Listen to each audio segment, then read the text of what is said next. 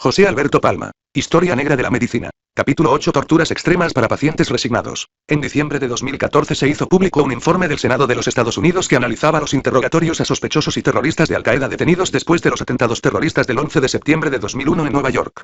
El Senado divulgó un documento de 500 páginas donde se resumían los principales hallazgos y conclusiones. En el informe, en definitiva, se describían las torturas a las que fueron sometidos los detenidos. La CIA las describió como interrogatorio reforzado, e incluían privación de sueño, coacciones físicas, privación sensorial y ahogamientos. Ahorraré los detalles al lector. El presidente Obama reaccionó declarando que estas prácticas son contrarias a los valores de nuestro país. Sin embargo, Dick Cheney, vicepresidente de los Estados Unidos durante los ataques del 11S, declaró que durante estos interrogatorios se obtuvo información crucial para proteger a su país y evitar nuevos ataques terroristas y que, por lo tanto, volvería a autorizarlos sin dudarlo. La cuestión en estas páginas no es si estos procedimientos estuvieron justificados o no, sino que maneras similares fueron utilizadas como tratamientos médicos durante varios siglos. En su afán por librar al paciente de sus dolencias y sufrimientos, los médicos desarrollaron una serie de artefactos y técnicas que fueron aplicados, sobre todo, en pacientes con trastornos neurológicos y psiquiátricos. Como adivinará el lector, estas terapias no producían ninguna mejoría, sino que, en muchos casos, ocasionaban dolores y sufrimientos añadidos, llegando incluso a provocar la muerte. La cura del ahogamiento. Muchos estúpidos que caen accidentalmente al agua y son rescatados antes de morir ahogados vuelven en pleno uso de sus facultades, escribió Jean-Baptiste Van Helmont, un galeno flamenco que ejercía la medicina alrededor del año 1600. Si el ahogamiento, o casi ahogamiento, traía la razón a gente estúpida, ¿por qué no intentarlo también con los locos? Eso mismo pensó el Dr. Van Helmont y comenzó a sumergir en agua a sus pacientes con enfermedades mentales. Se consideraba que era imprescindible un elemento de sorpresa o de shock, de manera que el baño debía ser algo totalmente inesperado para el paciente. Siguiendo la tecnología de la época, el procedimiento era típicamente realizado al aire libre, en un estanque o en el mar. Hacia el siglo XVIII, con el aumento de los asilos y otras instituciones para enfermos mentales, el procedimiento del ahogamiento comenzó a realizarse dentro de los edificios, para lo que una gran variedad de aparatos y artilugios fueron inventados. De acuerdo con Isaac Ray, uno de los fundadores de la Asociación Americana de Psiquiatría, el Dr. Willard, director de un pequeño sanatorio psiquiátrico en Nueva Inglaterra, tenía un tanque de agua preparado en el sanatorio en el que el paciente, encerrado en una caja parecida a un ataúd, era sumergido. La caja con el paciente era mantenida dentro del agua hasta que cesaban de aparecer burbujas de aire en la superficie. El paciente era entonces sacado del agua y reanimado. Una modalidad, quizá algo menos agresiva, era la cura de la ducha en la cual el paciente recibía duchas de agua helada para calmar el ardor de la enfermedad, o de agua caliente para calmar los nervios. En realidad, en muchos casos era difícil diferenciar si la cura de la ducha se administraba como tratamiento médico o como castigo para reprender el comportamiento de los pacientes. Uno de los mayores defensores de este tratamiento fue el médico francés Philippe Pinel. Famoso por haber desencadenado a los pacientes psiquiátricos, Pinel gozaba de un gran prestigio en la psiquiatría europea y estadounidense y, como era previsible, sus tratamientos, incluida la ducha, fueron exportados a otros países. Un informe, 1818, del Dr. William Andy, médico del asilo de lunáticos de Nueva York, dirigido al consejo de administración de dicho asilo, confirma el uso de la ducha, en muchos casos para castigar a pacientes por reírse tontamente, desnudarse o intentar escaparse. 3.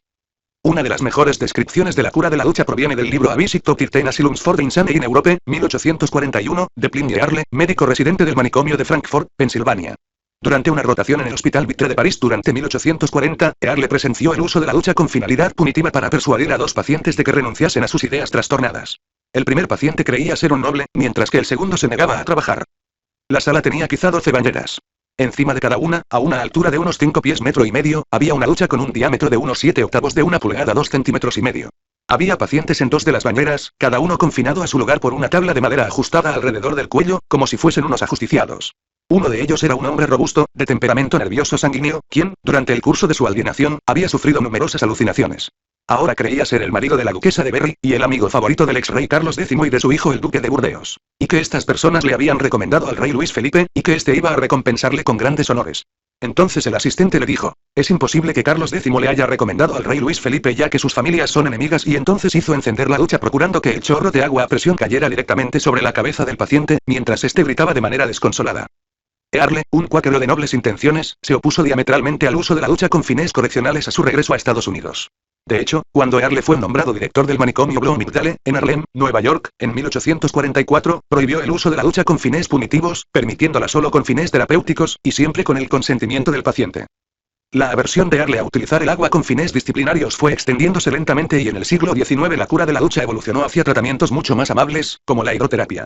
Desarrollada y popularizada por Vinzenz Priesnitz, un granjero austríaco, la hidroterapia prometía alivio para enfermedades cotidianas, como la gota, el reumatismo, la tuberculosis, la melancolía o la indigestión, y todo ello, única y exclusivamente con agua. La cura del agua de Priesnitz era una combinación de ejercicio físico, inmersiones en agua fría y la utilización de paños mojados. Si bien es cierto que en siglos anteriores el agua había sido objeto de tratados medicinales, por ejemplo, el médico Alfonso Limón Montero publicó El espejo cristalino de las aguas de España en 1697, fue a mediados del siglo XIX cuando hubo una auténtica explosión de balnearios de aguas curativas en toda Europa y Estados Unidos. Pedro María Rubio en su Tratado completo de las aguas minero-medicinales de España, 1853, enumera 103 balnearios. Algunos de ellos todavía hoy siguen en funcionamiento.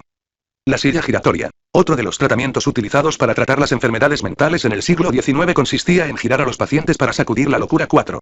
El médico colocaba al paciente en una silla dentro de una jaula conectada a una polea a la que se le daba vueltas durante varios días.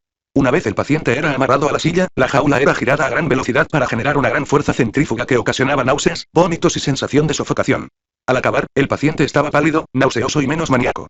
En ocasiones el paciente perdía el conocimiento, lo que era considerado muy beneficioso para reorganizar la mente. El primero en llevar a la práctica este tratamiento fue el doctor inglés Joseph Mason Cox, tal y como describe en su libro Practical Observations on Insanity, 1806. Antes de dar con su gran invento, Cox había usado una gran variedad de procedimientos, por ejemplo, la cura del columpio, donde el paciente, sentado en una silla colgada del techo, era impulsado hacia adelante y atrás durante varias horas. Cox encontró que la rotación producía mejores resultados. El columpiado puede realizarse de manera oscilatoria o circular. La primera, la oscilatoria, es bien conocida y no necesita descripción. La segunda, o circular, es fácilmente llevada a cabo suspendiendo una silla Windsor de un gancho en el techo con dos cuerdas paralelas amarradas a los pies. El paciente es sentado en la silla y bien atado mediante un chaleco fijo a esta y con algunas correas de cuero alrededor de la cintura y los tobillos. El movimiento es entonces iniciado por un asistente que da vueltas a la silla de acuerdo a la velocidad deseada. Se puede obtener un giro rotatorio más adecuado siguiendo las palabras del Dr. Darwin, de quien creo se originó por primera vez esta idea. En efecto, tal y como Cox señalaba, la silla giratoria fue en realidad concebida por el médico inglés Erasmus Darwin, abuelo del famoso naturalista. Darwin nunca la llevó a la práctica porque pensaba que no era un tratamiento adecuado para los pacientes que veía en su consulta privada, pero la recomendó vivamente para pacientes institucionalizados. Darwin concibió el artefacto basándose en su teoría de la enfermedad, expuesta en su obra Zoonomía, 1794. Para Darwin, cualquier tratamiento que promoviese el sueño era beneficioso para la salud. Sin embargo, la terapia giratoria no promovía el sueño, al menos durante los primeros giros. Tal y como Cox describió, los efectos más constantes de este tratamiento son vértigo, palidez, náusea y vómitos, así como la evacuación de los contenidos de la vejiga. Por supuesto, estos son efectos derivados de la estimulación vestibular, pero la existencia y función del sistema vestibular no eran conocidos por aquel entonces. La silla de Cox fue continuada por el irlandés William Saunders Ayaran, quien, como Darwin y Cox, había estudiado medicina en Edimburgo. Ayaran era supervisor del asilo de lunáticos de Cork, donde implementó la silla de Cox a gran escala. El artefacto de Ayaran era mucho más elaborado que el de Cox. Era capaz de dar 100 giros por minuto y podían sentarse en él 4 pacientes al mismo tiempo. Ayaran reconoció que, desde que comenzamos a utilizar la silla giratoria, nunca se ha perdido la oportunidad de establecer la autoridad suprema sobre los pacientes más turbulentos y díscolos. Las obras de Cox se tradujeron al alemán en 1811 y su técnica se expandió por toda Europa. El médico alemán Anton Ludwig Ernstorm fue un defensor acérrimo de su valor terapéutico e introdujo la silla en el Hospital de la Charité de Berlín para tratar pacientes con histeria. Annenkiri into the Causes of Insanity, 1810. Cox no tenía ninguna duda a la hora de alabar los efectos terapéuticos de los giros. Este es un método médico y moral para el tratamiento de los maníacos. Su silla giratoria era la auténtica panacea. Está claro que ningún otro remedio es tan eficaz con tan poco riesgo, y en todos los casos es capaz de producir la perfecta quinta esencia, calmar toda irritación, silenciar a los más vociferantes y locuaces, disminuir la determinación de la sangre hacia el cerebro y el calor excesivo de la superficie, y procurar el sueño cuando otros métodos han fracasado. Las náuseas, vómitos y pérdida de consciencia inducidos por la silla giratoria eran vistos como un éxito terapéutico que hacía que los pacientes psiquiátricos se calmasen. Además, la rotación prolongada podía incluso llegar a producir efectos placenteros. En un artículo publicado en 1923 en el Journal of Experimental Psychology, un investigador llamado Dodge, que autoexperimentó con miles de rotaciones durante varios días, reconoció que, en vez de ser una tarea desagradable, el experimento de la rotación tuvo al final un efecto calmante y soporífero. La silla giratoria, creada para los pacientes maníacos, tuvo una secuela inesperada. Una de estas sillas llegó a las manos del fisiólogo austríaco Johann Evangelist Purkinje.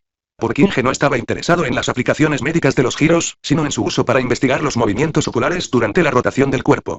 Purkinje inauguró así el estudio del sistema vestibular, implicado en el control del equilibrio y de nuestros movimientos en el espacio. La silla tranquilizante. Uno de los principales defensores de la silla giratoria en Estados Unidos fue el Dr. Benjamin Rush. El Dr. Rush, conocido como el padre de la psiquiatría americana y defensor de los tratamientos humanos, bautizó a su silla giratoria como Girator, la cual tenía un modus operandi muy similar a la de sus homólogos europeos. Rush pensó que, si lo de girar no funcionaba, la inmovilidad total quizás sí. Dado que la locura se consideraba una inflamación del cerebro, Rush pensaba que, eliminando toda actividad, la inflamación se aplacaría y el paciente mejoraría. Para conseguirlo, la cabeza del paciente era encerrada en una caja de madera, lo que impedía la visión y la audición. El paciente era sujetado a la silla con bandas de cuero en el tórax, los brazos, las muñecas y los tobillos. Si el paciente necesitaba hacer de vientre, podía hacerlo ya que la silla contaba con un orificio estratégicamente situado. Para asegurarse de que nada se movía, la silla era fijada al suelo. El tratamiento podía durar varias semanas e incluso meses. De esta manera se sometía al paciente a una privación sensorial que actuaba, según palabras del propio Rush, como sedativo para la lengua, el temperamento y los vasos sanguíneos. 5. La silla vibratoria. Pierre Chirac, médico de Versalles durante el reinado de Luis XV, dejó un manuscrito titulado Historia de las enfermedades de la cabeza, 1697, en donde menciona la mejoría de un paciente melancólico tras haber viajado en un coche de caballos de correos durante varios días. En este sentido, el clérigo y novelista Charles-Irénée Castel de Saint-Pierre escribió: médicos habilidosos han observado que el movimiento del cuerpo en un carro de correos corriendo rápidamente sobre adoquines durante varios días es un remedio excelente para enfermedades atribuidas a la melancolía, vapores, bilis y obstrucciones en el hígado, en el bazo y en otras glándulas del bajo vientre. Siempre y cuando el carro no ruede sobre una carretera con baches, y que tenga una buena amortiguación, todas las partes del cuerpo humano se contraen al mismo tiempo y luego las coyunturas se estiran, y esto sucede en muchas ocasiones durante un corto espacio de tiempo. El tratamiento es útil para restablecer la armonía del sistema nervioso y eliminar aberraciones. Pero Castel, siendo un hombre práctico, se dio cuenta de que este era un remedio ruidoso, costoso e inconveniente, por lo que propuso una silla bien ajustada a un marco de madera que se agite vigorosamente para ser usada en casa. Con ayuda del excelente ingeniero maquinista Duguet, Castel creó el primer modelo de silla vibratoria el 31 de diciembre de 1734 y sugirió: las personas sanas podrían usarla para sustituir el ejercicio físico que no son capaces de realizar para preservar su salud y evitar sangrías. La silla debe usarse 2 o 3 días a la semana durante 2 o 3 horas. Para pacientes que requieren curación, el tratamiento es de 4 o 5 horas al día. En 1744, Voltaire utilizó la silla y declaró que, en vez de cenar, me senté en la silla del abad de Saint-Pierre, y ahora me siento un poco mejor. En 1881, el escritor Gustave Flaubert caricaturizó la silla en su última novela Bouvard Pécuchet. En agosto de 1892, Gilles de la Tourette publicó una lección de Charcot titulada Medicina vibratoria, aplicaciones de las vibraciones rápidas y continuas en el tratamiento de ciertas enfermedades del sistema nervioso. Charcot llegó a las mismas conclusiones que el abad de Saint-Pierre, incluso sin citarlo. He recomendado por mucho tiempo a los pacientes con parálisis agitans enfermedad de Parkinson que viajen en tren o en carruaje. Las sensaciones fatigosas y dolorosas de la enfermedad parecen desaparecer durante el viaje. Esta mejoría persiste durante un tiempo una vez el viaje ha terminado. Charcot hizo incluso construir una silla con un mecanismo especial para transmitir los movimientos oscilatorios rápidos al eje anterior y lateral para producir una vibración y trepidación muy similar a la que se siente cuando uno está sentado en un tren en marcha. Cuando el paciente se baja de la silla se siente más ligero, su rigidez ha desaparecido y puede caminar con mayor facilidad. Este fenómeno es constante. Los pacientes duermen plácidamente. Este tratamiento es un gran alivio para ellos. Charcot nos cuenta que 3 pacientes con neurastenia, mareo, debilidad en las piernas e impotencia se recuperaron milagrosamente con la silla vibratoria. No es improbable, a la luz de los resultados, que la práctica de la vibración constituya un poderoso sedativo para el sistema nervioso. Pero no solo en Francia eran adeptos a la vibración. El filósofo y psicólogo inglés David Hartley se inspiró en las obras de Isaac Newton para describir una nueva teoría que unificaba el mundo físico y el psicológico. En el párrafo final de su obra cumbre, Principios Matemáticos de Filosofía Natural, 1687, Newton escribió: los miembros del cuerpo animal se mueven a la orden de la voluntad, es decir, por las vibraciones del espíritu, propagado a través de los filamentos sólidos que son los nervios, desde los órganos externos de los sentidos hasta el cerebro, y desde el cerebro hasta los músculos. La teoría de Hartley, publicada en su libro Observations on Man, His Frame, His Duty, and His Expectations, 1749, afirmaba que las sensaciones entran al sistema nervioso como vibraciones, materia en movimiento, las cuales, a su vez, originaban vibraciones en ciertas partes del cerebro. Los objetos externos impresionados en los sentidos ocasionan, primero en los nervios y luego en el cerebro, vibraciones de partículas pequeñas y, uno podría decir, infinitesimales. Si lo que Hartley quería describir eran los neurotransmisores, podríamos decir que no iba tan descaminado. La cura de la suspensión. El novelista francés Alphonse Daudet fue uno de tantos que contrajo la sífilis en el siglo XIX. En sus últimos años, la enfermedad se había extendido al sistema nervioso ocasionándole tremendos dolores de difícil tratamiento. Daudet plasmó sus dificultades como paciente con sífilis en su última novela autobiográfica La Doulou, publicada póstumamente en 1929-6. La obra comienza describiendo sus años alegres de juventud al llegar a París en 1857, época en la que contrajo la sífilis. Le apareció la lesión típica de la sífilis primaria en la zona genital. Como era costumbre en la época, Daudet fue tratado con mercurio. El chancro desapareció, lo que hizo pensar que el tratamiento con mercurio surtió efecto. Sin embargo, 25 años después, en 1882, Daudet comenzó a padecer dolencias tremendas. Llamas de dolor quemando mi cuerpo, cortándolo en trozos, incendiándolo. Poco después desarrolló los problemas para caminar característicos de la neurosífilis. Desequilibrio, inestabilidad y necesidad de apoyarse en las paredes, lo que en medicina se denomina ataxia. Daudet le pidió entonces a Charcot que fuera su médico en 1884 y desde entonces se fue fraguando una amistad entre ambos. En su diario, Daudet describe sus sufrimientos de la siguiente manera. Una sensación de quemazón en los ojos. Un dolor insoportable ocasionado por la mera luz que se refleja en una ventana. También hormigueos en los pies, ardor, hipersensibilidad. Charcot intentó todos los fármacos disponibles en Daudet. Morfina, acetanilida, antipirina, nitrato de plata, sin ninguna mejoría. El 15 de enero de 1889, Charcot dio una conferencia cuyo tema era la técnica de suspensión del Dr. Mochowkowski de Odessa para tratar la ataxia. Charcot se basó en un artículo publicado en 1883 en Bratch, el médico, la revista científica más importante de Rusia. El tratamiento consistía en sujetar al paciente con un corsé muy ajustado que se amarraba de unas cuerdas que pasaban por una polea en el techo, para así elevar al enfermo.